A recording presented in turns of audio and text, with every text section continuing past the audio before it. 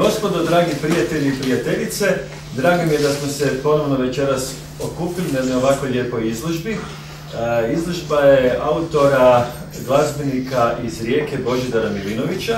Znači, on ne samo da je vrstan glazbenik, on je i vrstan slikar, a na svojim slikama opisuje ono što najviše voli, glazbenike, bluza, džeza, rock'n'rolla. Ovako, ovo mi je 20. samostalna izložba, prva u Zagrebu, to moramo naglasiti da je prva u Zagrebu.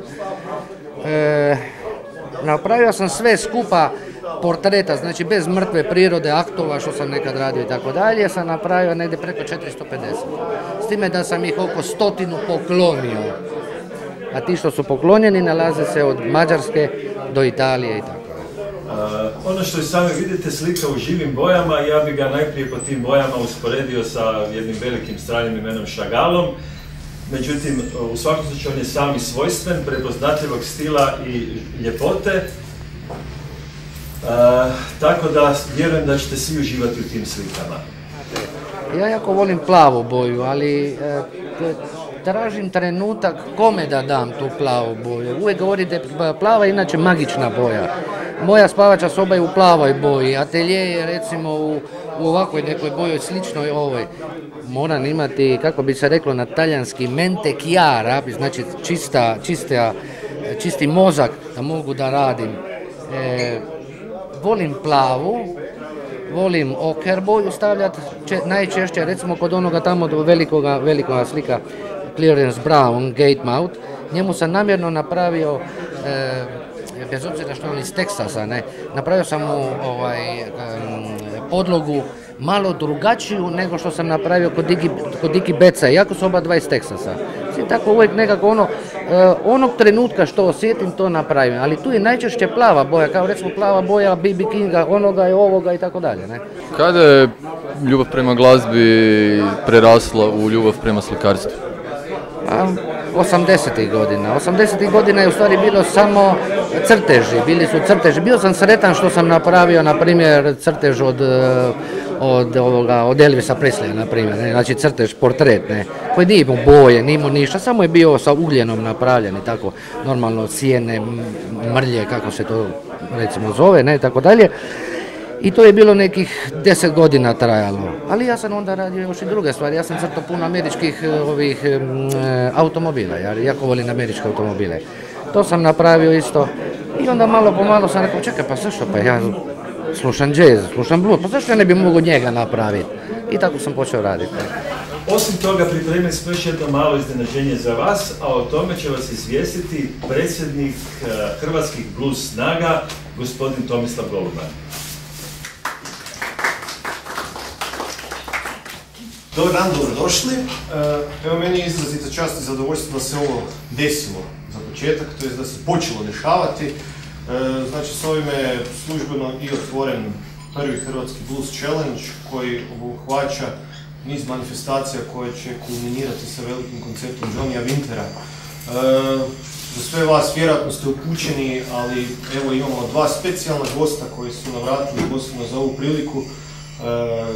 Ja vas lijepo molim da jednim velikim toplim aplauzom pozdravite trenutno sam vrh svjetske blues scene, all the way down from Chicago, Mr. Eric Noden and Joe Filisko.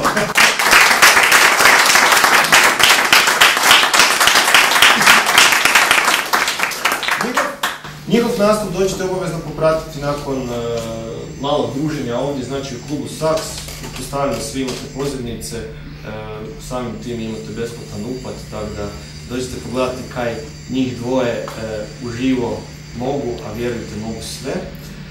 A za ovu malu zgodu smo se Joe Filisko i ja dogovorili da budemo vas počastili s jednom pjesmicom. A ta pjesmica je pak interesantna zato jer je mješavina Hrvatske i Amerike, Zagorja i bluza. Joe Filisko je meni toliko bitan čovjek da bi vam sad o tome mogu pričati danima, pa budem to probao skratiti. Uglavnom, čovjek koji me naučio svemu kaj znam danas, a imam još jako puno toga naučiti kaj sam mu još kao dužan.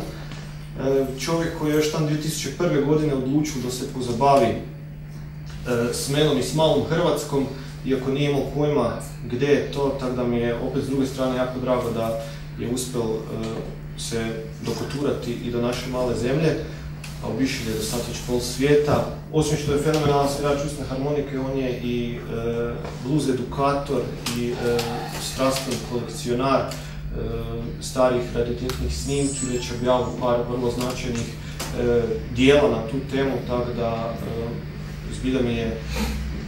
Ne sjećam se kad sam bil tako jako uzbuđen u zadnje vrijeme kao danas. Tako da smo vam spremili tu jednu pjesmicu koja se nalazi na mojem novom CD-u.